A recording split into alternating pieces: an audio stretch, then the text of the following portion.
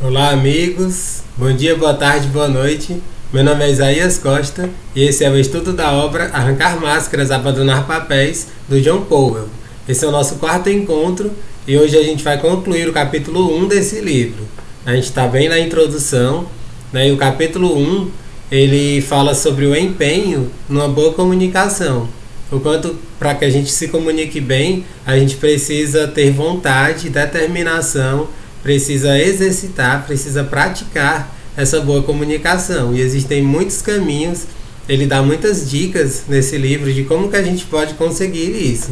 Como a gente ainda está só no começo, tudo ainda é muito novo, né? Mas vocês vão ver como é bacana aquilo que ele traz. Eu já falei em outros estudos anteriores que esse é um livro muito prático, né? Muito do que ele coloca aqui é para que a gente coloque no nosso dia a dia, não fique só teorizando, só refletindo, mas coloque na prática do dia a dia. É um livro que, se você colocar na sua prática de vida, a sua vida vai dar um salto de qualidade gigantesco. Beleza, gente? Antes de começar, como eu sempre faço, agradecer a vocês que estão acompanhando esse estudo pelo canal do YouTube, Isaías Costa. Convido vocês a se inscreverem no canal, a sempre dar um joinha nos vídeos. É super importante, gente, vocês darem esse joinha, porque é assim que o canal pode crescer e esses vídeos eles podem ser colocados como recomendações para outras pessoas que estejam pesquisando essas temáticas que a gente está abordando aqui, principalmente a comunicação interpessoal, que é a temática central desse livro. Então eu peço essa gentileza de vocês de sempre dar um like, um joinha nos vídeos para ajudar o canal a crescer e atingir mais pessoas. Agradecer o pessoal lá do Instagram, né, que tem acompanhado bastante, né, esses estudos. Eu sempre coloco lá no IGTV para quem quiser acompanhar também, para ampliar, atingir mais pessoas. Quem quiser acompanhar por lá, fique à vontade. Também convido para seguirem, né, o meu perfil, Isaías Costa 14, né, que lá vocês, além dos vídeos, todos os dias eu posto frases, pensamentos, textos meus voltados sempre para o autoconhecimento. Então, são conhecimentos muito bacanas que podem agregar muito valor para a nossa vida. E também no podcast, que é o Para Além do Agora, tanto no SoundCloud quanto no Spotify, né? Vocês podem acompanhar qualquer uma dessas duas plataformas. É super fácil, já está lá nos destaques.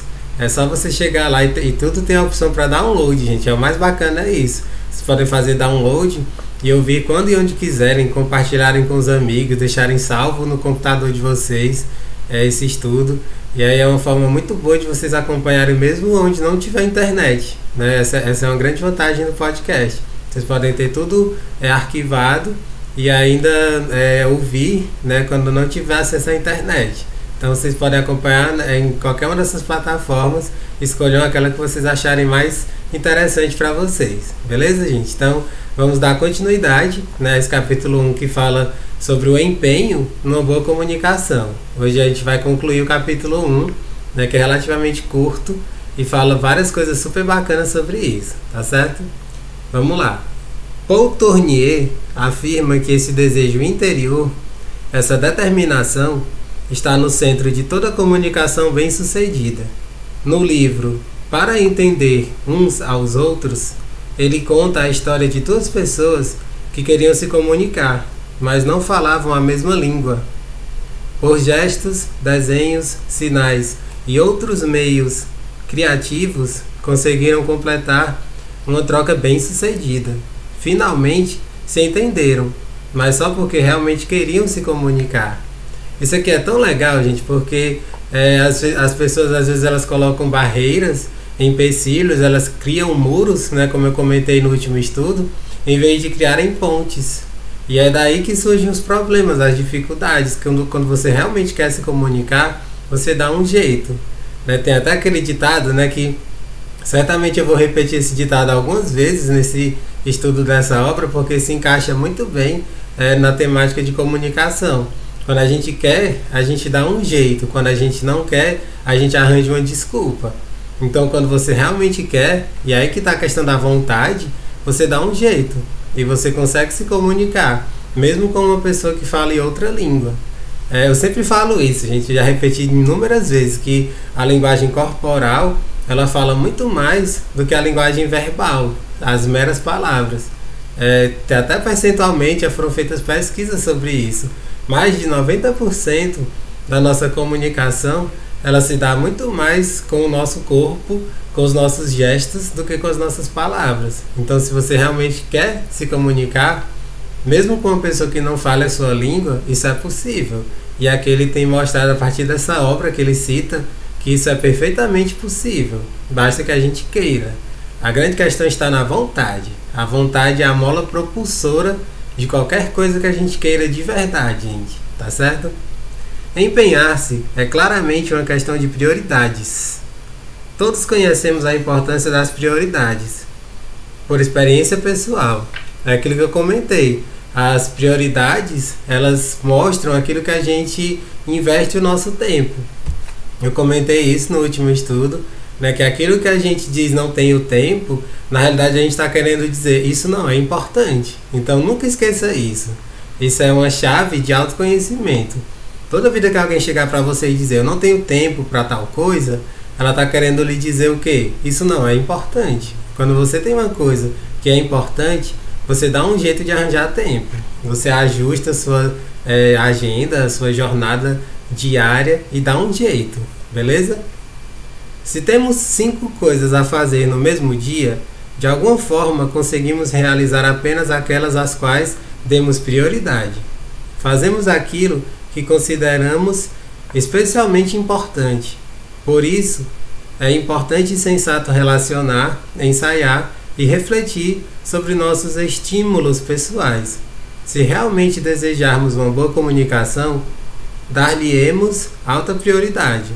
E se lhe dermos alta prioridade, alcançaremos sucesso. Ou seja, gente, o sucesso na comunicação está em a gente colocar isso como uma prioridade. Quando a gente colocar algo como prioridade, é sensacional. A gente coloca muita energia naquilo. E tem até um monte de gente que fala sobre isso. Aquilo que a gente coloca energia tende a crescer, né? Aquilo que a gente coloca em segundo plano, não dá atenção, aquilo perde força. Então, aquilo que a gente coloca energia só tende a crescer, né? É daí que vem todos aqueles estudos do poder do pensamento, né? Porque o poder do pensamento ele faz isso, ele é energia pura. Quando você joga naquilo que são as suas prioridades, você tem muitas chances de obter, né, de ter sucesso naquilo. Aí tem um detalhe, né? A gente tem que perceber que a gente tem que ter boas intenções. A gente tem que colocar energia em coisas positivas, porque, como eu falei, aquilo que a gente coloca energia cresce. Se você bota energia na negatividade, ela vai crescer também. Então que a gente seja sensato, seja inteligente, para colocar a nossa energia em algo que seja positivo, grandioso, que possa ajudar outras pessoas. Dessa forma a gente vai estar fazendo um belíssimo papel no mundo, tá certo? Uma vez que nos tenhamos empenhado, o principal obstáculo à perseverança é o fracasso. É a experiência humana comum que o fracasso obscurece e enfraquece uma decisão. Decidimos fazer regime. É grande a nossa determinação. Nossa força de vontade é estimulada por motivos óbvios e entusiasmo emocional. Aí nós fracassamos. Comemos uma sobremesa de alto teor calórico e de repente nos encontramos comendo em demasia. A palpitante sensação de empenho, a vibração dos estímulos, o entusiasmo emocional, tudo parece um sonho vago e distante. Aqui ele dá esse exemplo da pessoa que quer fazer um regime, perder peso, e aí ela acaba enfiando o pé na jaca, como se diz, e às vezes comendo mais do que antes, engordando mais do que quando perdeu alguns quilos por conta do regime. A grande questão é a determinação, né? Quando você tem uma vontade muito forte, você vai transformando aquilo num hábito. Eu falo sempre isso, gente, regimes não são a melhor forma de você perder peso, né? Eu não sou nenhum assim, especialista nessa área, mas eu tenho essa noção de que regimes não são o melhor caminho. A grande questão é a reeducação alimentar. Está muito acima. A reeducação alimentar é algo que leva a nossa consciência junto. Não é algo forçado. Quando você percebe, quando você toma consciência de que precisa se alimentar melhor, porque isso vai trazer bem-estar, vai trazer jovialidade, beleza, longevidade para a sua vida, você coloca isso como uma coisa muito forte, muito prioridade mesmo na sua vida, entende? E aí você consegue emagrecer sem ficar naquele efeito sanfona, emagrecendo, engordando. E assim, depois que você muda seus hábitos para ter uma alimentação mais saudável, você não vai mais precisar fazer regime, né? Na realidade, você nem precisa fazer regime. Se você fizer essa reeducação alimentar e cuidar da questão emocional junto, maravilha, você está no caminho certo. Você consegue emagrecer de verdade. Aqui ele está falando de uma pessoa que fez regime, enfiou o pé na jaca, depois comeu um monte de coisas calóricas demais e aí volta a engordar. E aí vem aquele sentimento de fracasso, né? Aí como é que eu falaria sobre isso de uma forma bacana, gente? Eu sempre digo isso. Se você quer não só a questão de regime, mas algo que seja substancial na sua vida, qualquer coisa que seja, a gente precisa fazer pequenos atos, dar pequenos passinhos todos os dias. Esse é o caminho, gente, de você conseguir grande sucesso na vida. É você fazer a cada dia um pouquinho. As pessoas fazem até aquela analogia que eu acho incrível, né, de você construir um castelo, né, e tudo mais. Para você construir um castelo, você coloca tijolinho por tijolinho. Cada dia você coloca um tijolinho, quando menos espera você já tem esse castelo totalmente construído. Mas aí precisa de quê? Precisa de perseverança. Olha que bonito, gente. Eu sempre falo isso. A perseverança é uma das palavras que eu mais gosto na língua portuguesa. Ela significa por ser verdadeiro, né?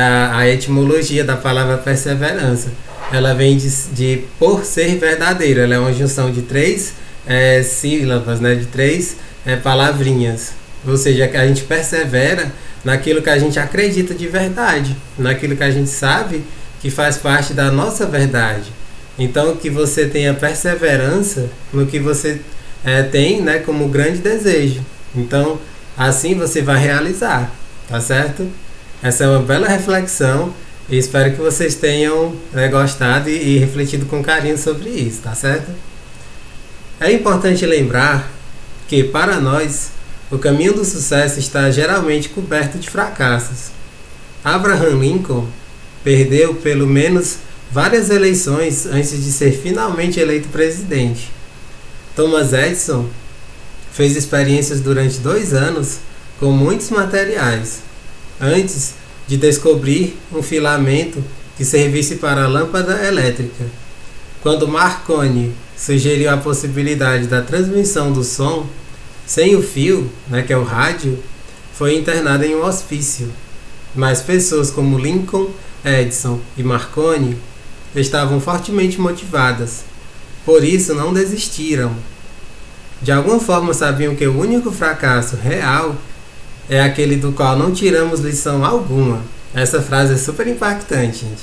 O único fracasso real é aquele do qual não tiramos lição nenhuma. Pareciam prosseguir na suposição de que não há fracasso maior do que o fracasso de não tentar. E por isso continuaram a tentar, mesmo em face de repetidos fracassos. Essa parte aqui, gente, eu acho tão interessante porque a gente pode até aprimorar, digamos assim, esse texto do John Powell. Por que eu estou falando isso, né? Porque eu sempre gosto de diferenciar 2 palavrinhas, que são as palavras fracasso e derrota.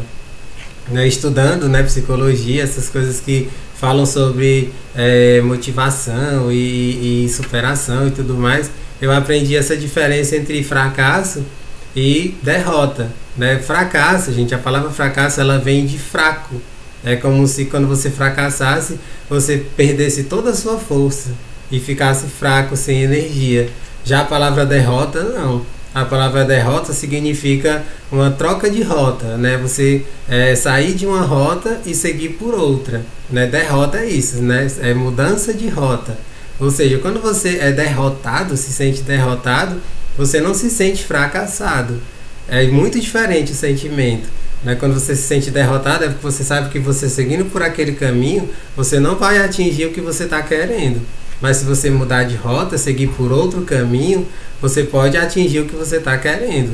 Já o fracasso não. O fracasso você se sente impotente e você não faz nada.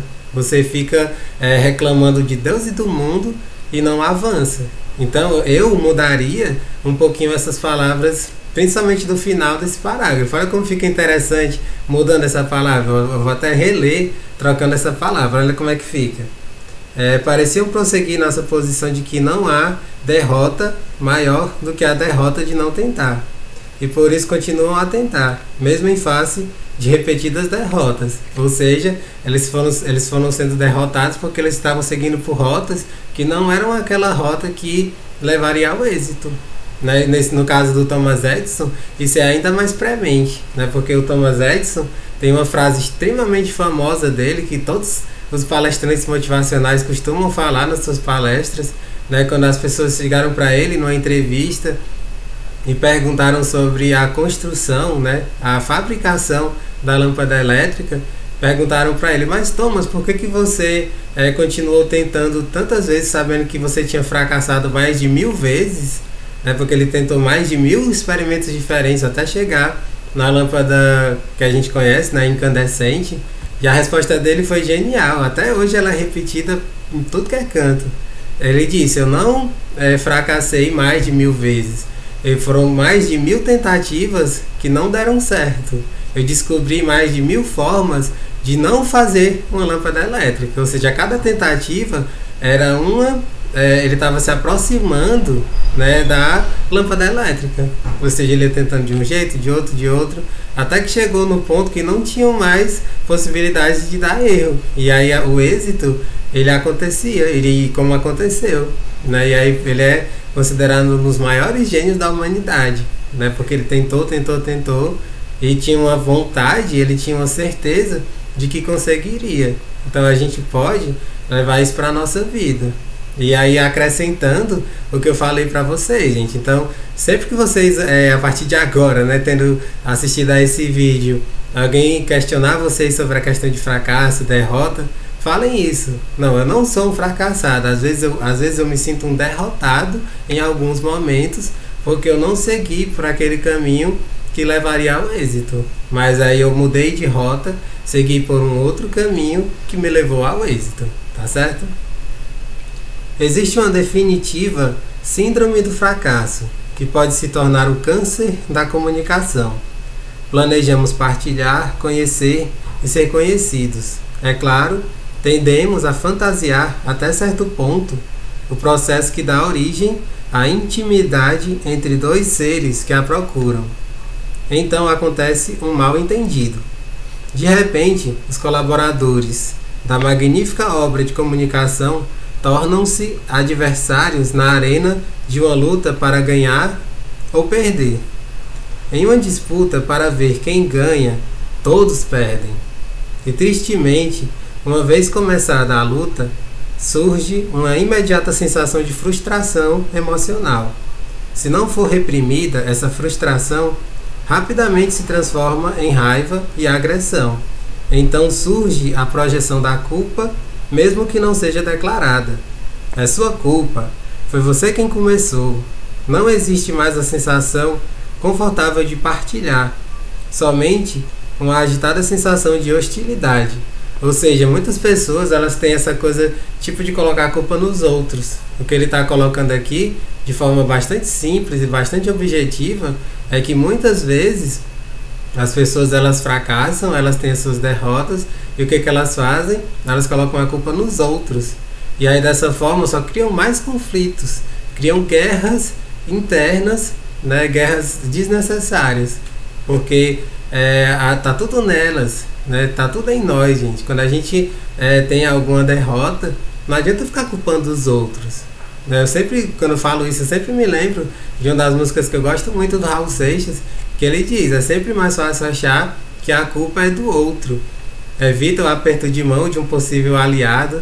E aí ele continua: é sempre mais fácil achar que a culpa é do outro, né? Quando a gente fracassa, quando a gente tem as nossas derrotas, é muito fácil você culpar os outros, né? Você nem gasta energia com isso, né? Você se isenta, né? É como se você não tivesse responsabilidade. Lembrando que responsabilidade significa isso, é a nossa capacidade de gerar respostas à vida, respostas às nossas ações. Então, quem é responsável é aquela pessoa que banca a sua vida. É super importante nós nos tornarmos responsáveis de verdade, né, de acordo com a origem dessa palavra. Ser responsável é você saber bancar a sua vida e dar as respostas para cada situação, sem ficar culpando os outros, sem ficar com bodes expiatórios. Isso é um desafio, né, para umas pessoas mais do que para outras. Para todo mundo é um desafio, mas vale muito a pena. O que vem como consequência disso é a maturidade. Se você observar as pessoas que são super responsáveis, no mais bonito dessa palavra, são pessoas maduras. São pessoas que não ficam, né, com vitimismo, com coitadismo, achando, oh meu Deus, coitado de mim, coitado do mundo, botando a culpa nos outros. Não, nada disso. Elas, quando fracassam, quando têm derrotas, elas assumem. Elas dizem, poxa, eu errei, eu vacilei, deveria ter feito de outro jeito, e mudam. Elas tocam o barco da vida e fazem diferente, né? Você pode fazer isso, eu posso fazer isso, cada um de nós pode. Depende do que? Depende da vontade. Quanto mais vontade a gente tem, né, que é a mola propulsora, né, como eu já falei algumas vezes aqui, tudo dá certo, tudo se encaminha para o êxito. O desânimo de tais reveses parece afastar muitos de nós do empenho de nos comunicar.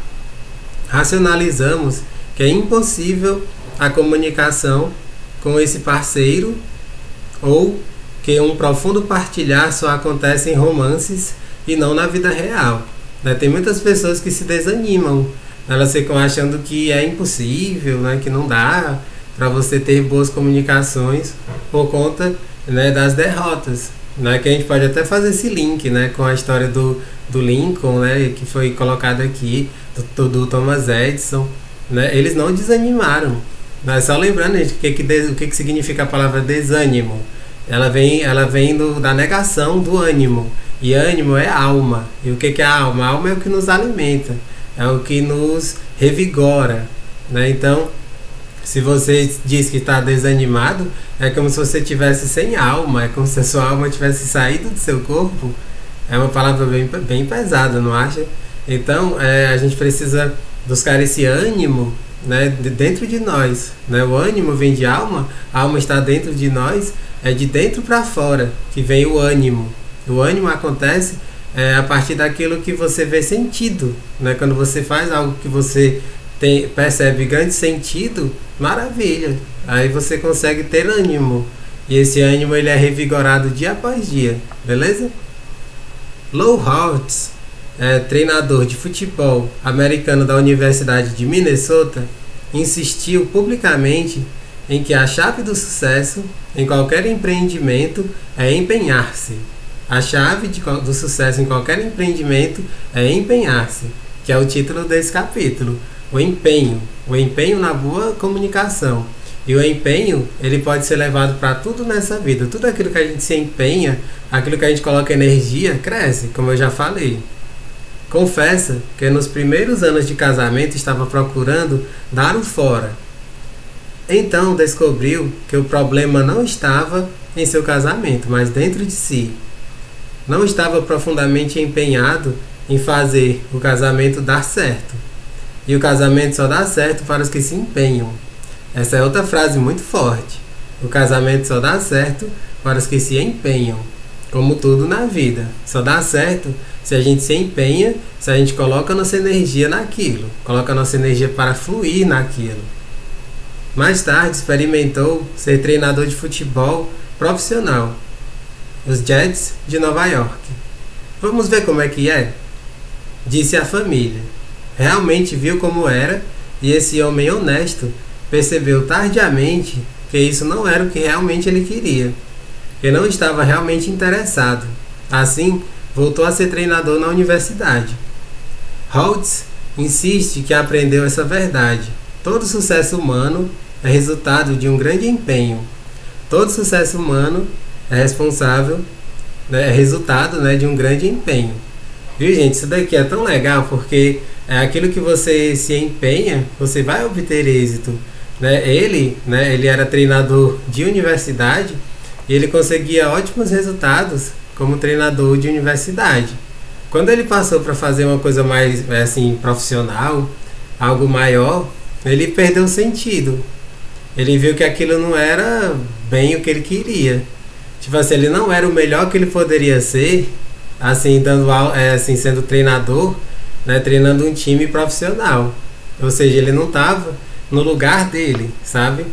E aqui, gente, eu queria até assim exemplificar, né, com um exemplo meu, para ver como isso aqui é super bacana, né? Tem muitas pessoas que têm aquela ilusão, assim, né? Eu diria que é uma ilusão, né, de que a melhor coisa do mundo é você ser um professor universitário, né? No Brasil, as pessoas falam isso, né? Se você quer ser professor, estude bem muito, né? Faça graduação, faça mestrado, doutorado, pós-doutorado, vai estudar fora do Brasil para você se tornar professor universitário, né? Porque professor universitário tem prestígio, ganha bem. Provavelmente você já ouviu esse tipo de coisa, não é?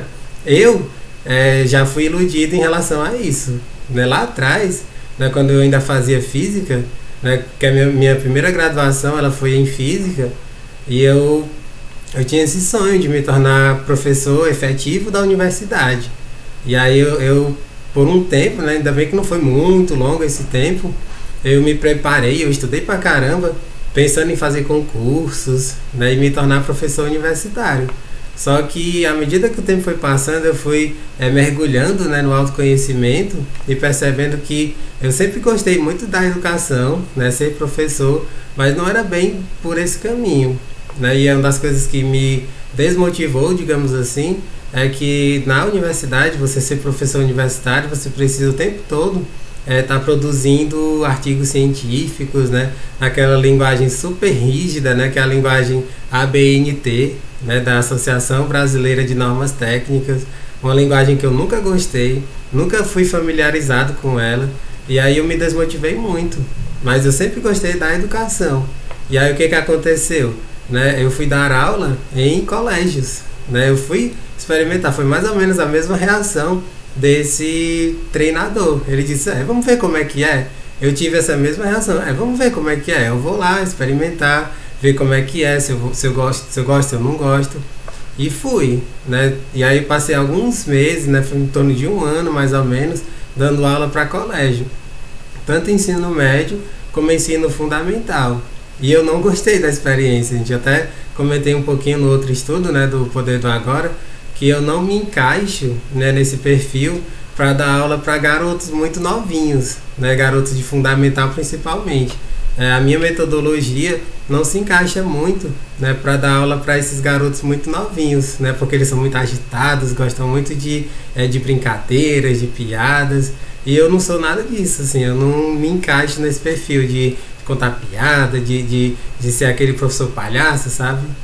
O meu perfil é mais para já adolescentes maiores, né, assim, já próximos da idade adulta ou para adultos, né? Tanto é que depois desse ano de experiência com colégios, eu passei a dar aula em faculdade. E aí pronto, eu encontrei o meu lugar. Eu amo dar aula em faculdade, né? Até hoje em dia eu dou aula em faculdade. É muito diferente, né? Porque você já está lidando com adultos, pessoas que estão lá porque querem estar lá, né? Um curso de faculdade, a pessoa está pagando para fazer, né? E ela tá lá porque ela quer. Ela não tá lá porque é obrigada a estar, como é com a garotada de escola. Entende? Então, tudo é tentativa e erro. A vida se dá por tentativa e erro. É algo que eu sempre repito por aqui, né? Então, no meu caso, na educação foi assim. Você pode levar isso para o seu contexto e perceber as experiências. A grande questão é isso, gente. A palavra central é experiência. Vá experimentando, né? Porque é só a partir da experiência que você vai ter a consciência, você vai saber se é aquilo realmente o seu caminho ou não. É daí que vem as derrotas, né? Você pega uma rota, sai dela e vai para outra, né? Para mim, essa experiência, né, de dar aula em colégio para fundamental principalmente foi, digamos, uma derrota, mas foi fundamental no meu processo. Se eu nunca tivesse dado aula em colégio, eu nunca saberia, né, que não é o meu perfil de professor. Meu perfil de professor é outro. Assim como também tem pessoas que são peritas para dar aula para criança. Por exemplo, é super bacana falar isso. Eu tenho amigos incríveis que são professores de crianças e amam fazer isso. Entende? Cada um no seu lugar. né? Como diz, cada um no seu quadrado, é por aí, né? Encontre o seu lugar. Depois que você encontra o seu lugar, perfeito. É só seguir a vida, né? Seguir, né, o seu caminho, tá certo? Parece que a primeira coisa que devemos examinar em nós mesmos é o nosso entendimento e desejo de uma boa comunicação. Devemos nos perguntar honestamente sobre as nossas prioridades. A comunicação ela é importante para mim? Se eu fosse relacionar as 10 prioridades mais importantes da minha vida atualmente, a comunicação estaria incluída? Eu quero realmente conhecer e ser conhecido?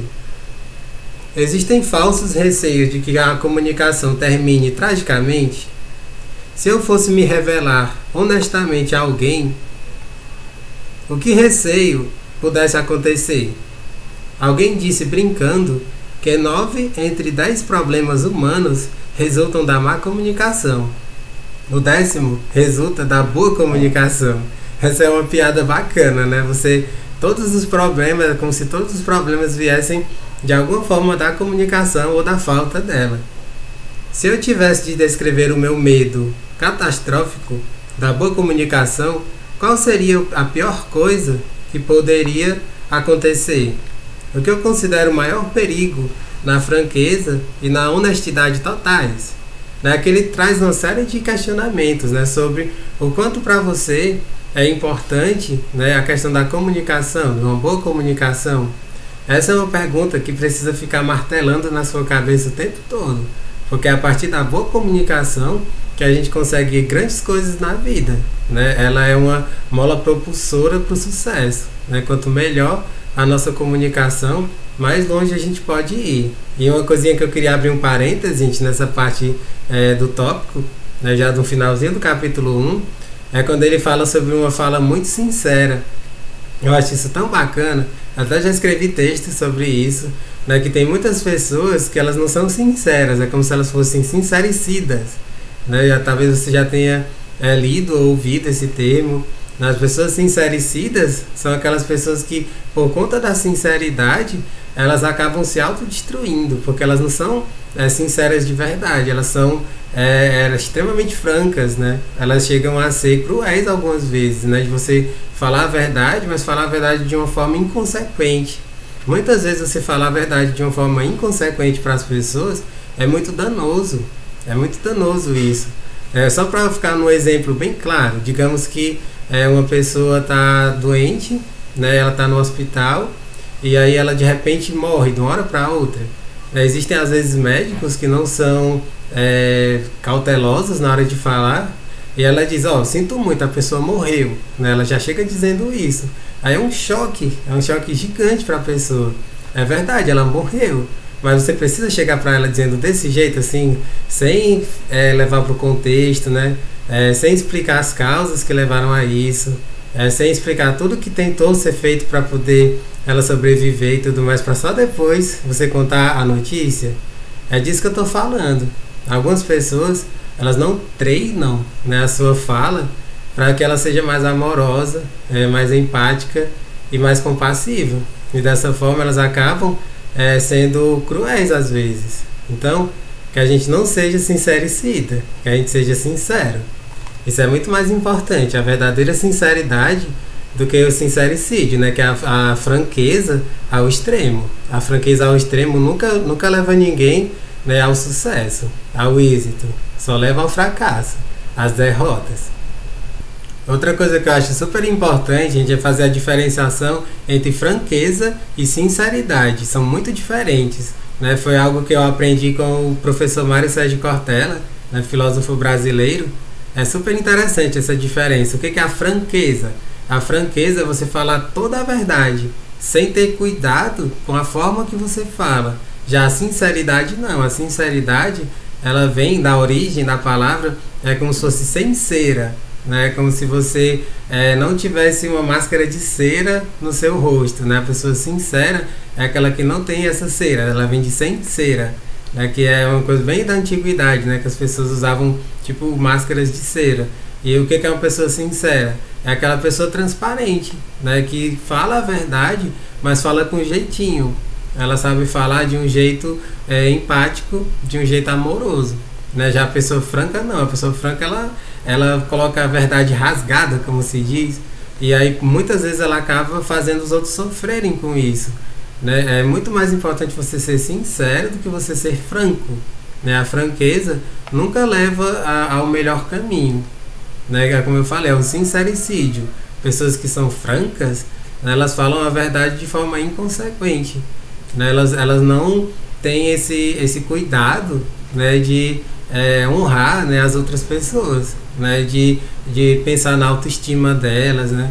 Um outro exemplo que é super comum, às vezes a pessoa ela tá vestindo uma roupa que não tá lá caindo muito bem, né? Ela pergunta pra você, você tá gostando, você achou bonita essa roupa? Aí a pessoa franca, o que ela faz? Poxa, tá horrível, troque logo essa roupa. Ela se sente horrível, né? Ou então a pessoa faz um penteado diferente, né?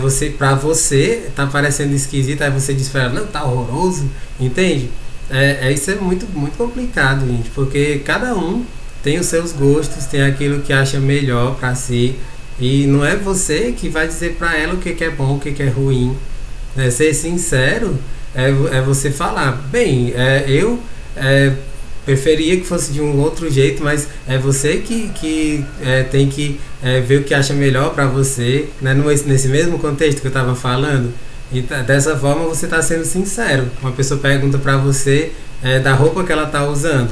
Você pode até dizer, bem, essa cor eu não curto muito, assim, se fosse eu não usaria, mas você, assim, deixa a pessoa totalmente livre para usar a roupa que ela quiser. Você não coloca, assim, a sua verdade escancarada, sabe? Isso é um treino. A gente pode treinar para que a gente melhore essa comunicação. Aqui no livro ele fala isso bem de forma superficial, né? E aqui eu estou explorando um pouco mais, né? Então que a gente seja sincero e evite essa franqueza, né? Que a franqueza é sinônimo de sincericídio, né? Que é a palavra muito utilizada hoje em dia, né? Que faz com que você sofra e faça outras pessoas sofrerem, beleza? Um grande amigo meu foi piloto da Força Aérea Naval durante a Segunda Guerra Mundial. Contou-me que estudos revelam que os pilotos mais bem-sucedidos eram reconhecidos antes mesmo de entrarem em um avião. Parece que os candidatos a piloto eram convidados a responder um questionário. A pergunta e resposta mais importante que infalivelmente predizia o sucesso ou fracasso era esta: você deseja muito ser piloto da Força Aérea Naval? Essa é uma pergunta incrível. Você deseja muito ser piloto da Força Aérea Naval? À vontade, né?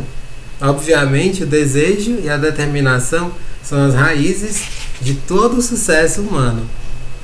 Por isso, queremos que você pense bem na próxima pergunta. Deseja muito se comunicar?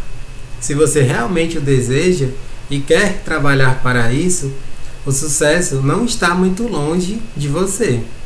E as recompensas do sucesso são o crescimento pessoal, bons e efetivos relacionamentos e, por fim, a vida feliz que todos procuramos. Ou seja, quando você se comunica bem, você consegue a plenitude da vida, né? Você consegue a felicidade. Todos nós estamos aqui buscando a felicidade. Então, quanto melhor você se comunica, melhores os seus relacionamentos, melhor vai ser você no seu trabalho e a sua vida vai, enfim, ser plena. Aí tudo depende da sua vontade, percebe? Qual é o seu desejo, qual é o tamanho da sua vontade de se comunicar bem. É com isso que ele conclui, né, esse capítulo falando sobre o empenho. A gente precisa se empenhar, né, colocar energia, né, para uma boa comunicação. E outra coisa, gente, esse livro, ainda não comentei porque nós estamos no primeiro capítulo, ele sempre termina com uma frase, né, meio que resumo. É uma frase que resume o capítulo. Vocês vão perceber isso em todo final de capítulo. É um pensamento bem bacana, aqueles pensamentos que dá vontade de você compartilhar nas redes sociais, que diz o seguinte: a única maneira de saber o quanto você deseja alguma coisa é experimentando. Depois de começar a fazer alguma coisa, a profundidade do seu desejo vai ficar clara. É aquilo que eu falei, se você não sabe se tal caminho é o seu caminho, se você não fizer nada, você nunca vai saber. Mas se você tentar, Você pode gostar ou não. Cabe a você decidir. Né? Como eu comentei no meu caso de ser professor, eu percebi que meu lugar não era dando aula para garotos de ensino fundamental. Eu descobri isso como dando aula, exercitando, experimentando. Então faça o mesmo, né? Se você quer desenvolver, seja lá em que for a área, você precisa experimentar. À medida que você experimenta, você vai se autoconhecendo. Isso é autoconhecimento puro, gente. Tudo aquilo que a gente experimenta é algo a mais na nossa vida. A gente está ampliando o nosso repertório de vida. Então experimente, e à medida que você for experimentando, você vai descobrindo aquilo que realmente lhe encanta, aquilo que lhe faz feliz de verdade. Tá certo? Então com isso a gente conclui, gente, esse primeiro capítulo, né, do livro. No próximo encontro a gente vai dar início ao capítulo 2. Espero que vocês tenham gostado. Se tiver ficado alguma dúvida, alguma coisa que vocês queiram perguntar, fiquem à vontade. Comentem, façam perguntas aqui nos comentários e vamos ampliando essas reflexões. Beleza? Um grande abraço e até o nosso próximo encontro.